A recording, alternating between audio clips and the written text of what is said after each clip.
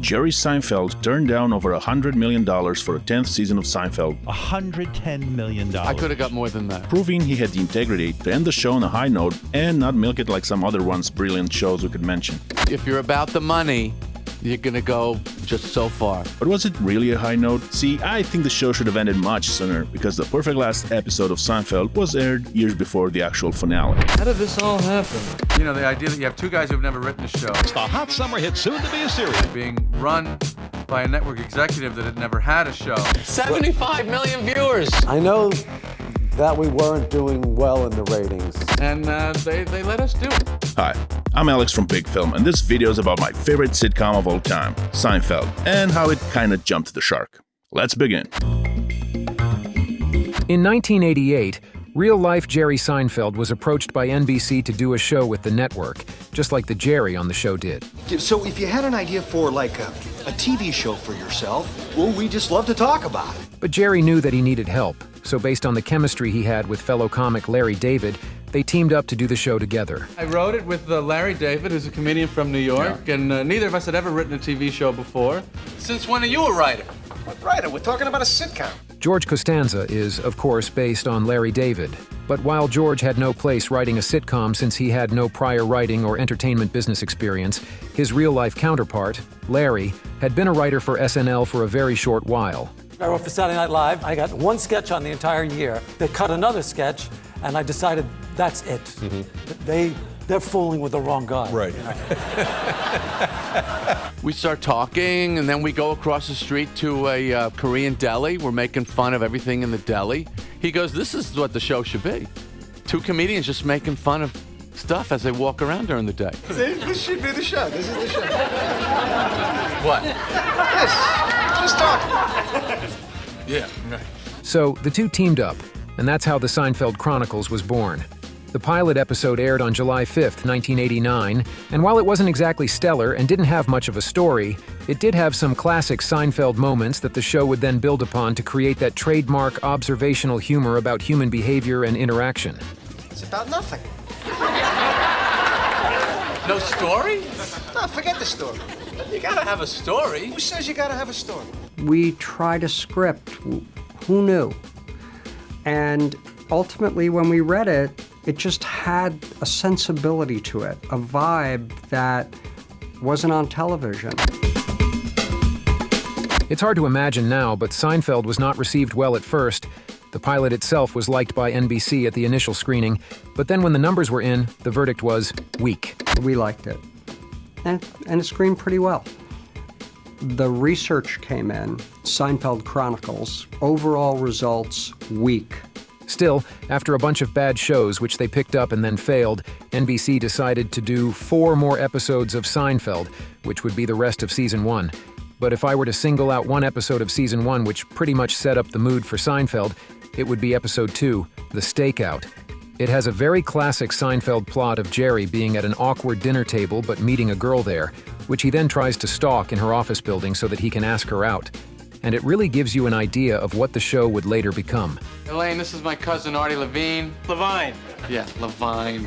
And I'm Jerry Cougar Mellencamp.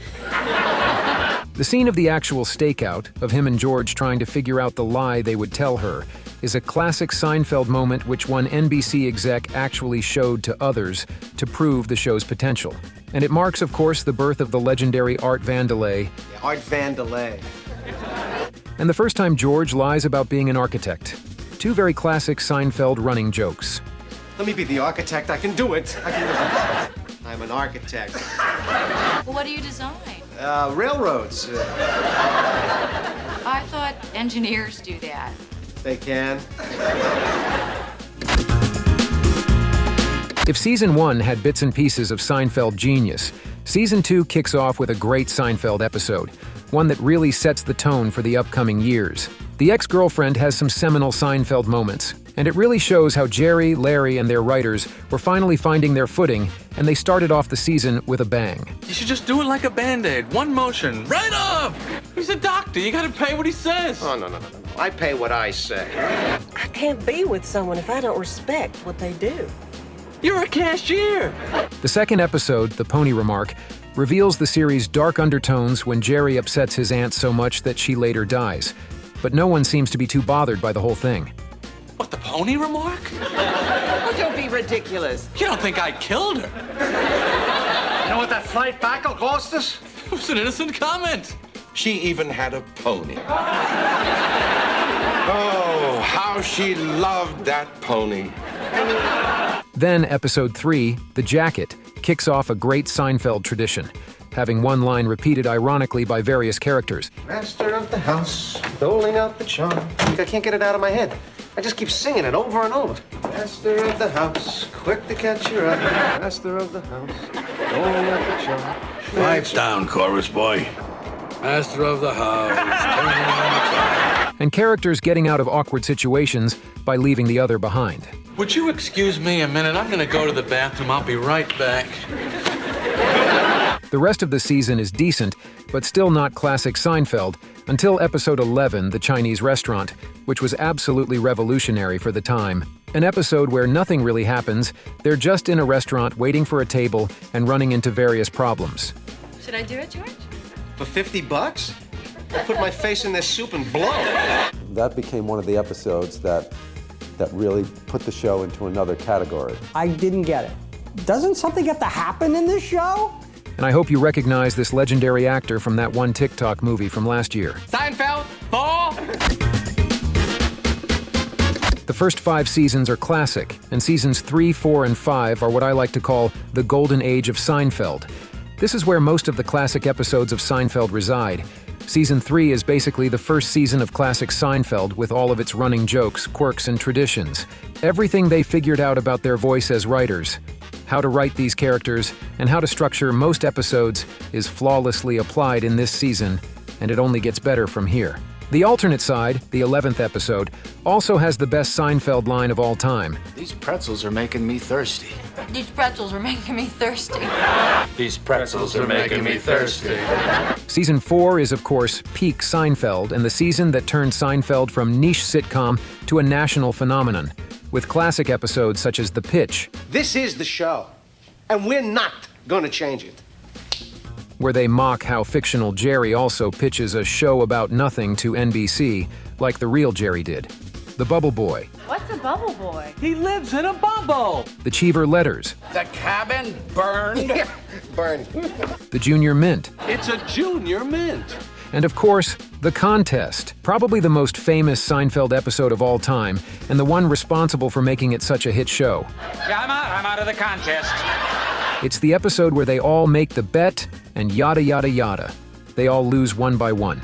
If you're a younger viewer, it may be hard to understand how important that episode was for television, because an episode on primetime TV about pleasuring yourself would not go well in those times, so they all had to dance around the subject in a very, very funny and creative way. So you're still master of your domain? Yes. I am king of the county. Lord of the manor. I'm queen of the castle. I come home and find my son treating his body like it was an amusement park.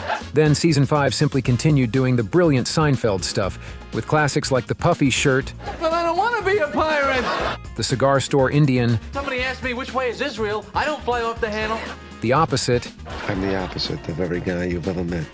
and of course, The Marine Biologist. The sea was angry that day, my friends. But while season 5 is just as good as 4 and has all of those memorable moments, I can't help but feel like it was the last true great Seinfeld season, and then it started going downhill. Slowly. The Marine Biologist is one of my favorite episodes of Seinfeld and undoubtedly a classic. But I can't help but feel that due to its popularity and critical reception, it gave the Seinfeld writers the idea that they can start making the show more and more ridiculous, and the characters more and more parodies of themselves. And that was cemented with the season's finale, The Opposite. My name is George. I'm unemployed and I live with my parents. Which is another classic Seinfeld episode, but still a departure from the show's more grounded earlier seasons. And while season 5 was still great, season 6 was already a step down in quality as the episodes got more and more ridiculous. Take The Race, for example, another classic episode which I love. Money, money, money, money, money, money, money, money. Are you a communists. But its plot is completely ridiculous, and while it's still classic Seinfeld humor, it pretty much confirms that the writers have run out of normal ideas and are now going for cartoonish humor. The rest of Season 6 is still great, and although not exactly on par with the previous two, is still good enough to be in the company of the other seasons. We're now on to Season 7, and this is where I think the show should have ended. While this season still has the Soup Nazi, No soup for you! an iconic Seinfeld episode, and a bunch of other great episodes, it's still a season full of ridiculous stories and stuff that would have never happened in the first 5 seasons of the show. I still like some episodes, don't get me wrong. It's just not the show it used to be, and frankly, the season finale, The Invitations, where, spoiler alert, Susan dies from licking those envelopes and then they all act like they don't care that much, is how the show should have ended. Imagine if the show used that as the series finale. We had a pact! It would have been legendary, and the perfect tone to end such an innovative and different show. It would have blown us all away, and it would have been talked about to this day that they had the balls to end the show so randomly with such a dark scene. However, the show endured 2 more painful years after that. The show suffered one final blow when Larry David decided to quit after Season 7. Why did he have to leave? What was his problem? It was hard, Howard. It's hard work. It's frustrating. I just physically didn't want to do it anymore. As the heart and soul of the show, and the head writer and main voice for all characters, this was the end of Seinfeld's greatness. I was hoping that everybody would feel the same way, but I was the only one. I was concerned about what would happen to the show in general. I was surprised that Jerry had decided to go on. It was probably the best thing that ever happened to me. But Seinfeld had such a loyal audience and such great characters that it did manage to go on for another 2 years. Season 8 was a mess. The bizarro Jerry is completely ridiculous. The Little Kicks has the classic Elaine dance, sure, but it's still just over the top, and it has turned Elaine into a cartoon character. The Chicken Roaster is also basically a cartoon episode. There's the famous yada yada line in the Yada Yada. Is Yada Yada bad? Oh, Yada Yada's good. She's very succinct. But the episode is still a far cry from what the show used to be, because that's the problem here. These episodes are still enjoyable and have classic moments we all remember, but gone are the subtlety and the realistic scenarios that made Seinfeld Seinfeld. Now it was the same actors basically parodying their old show, and it's disappointing to watch.